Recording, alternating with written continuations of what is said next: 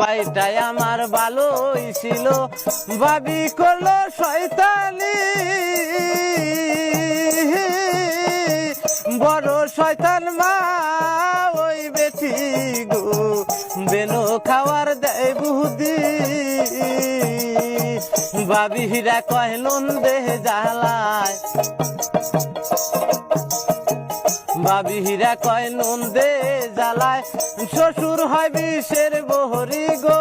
শ্বশুর হয় বিষের বহরি বাইরে কয়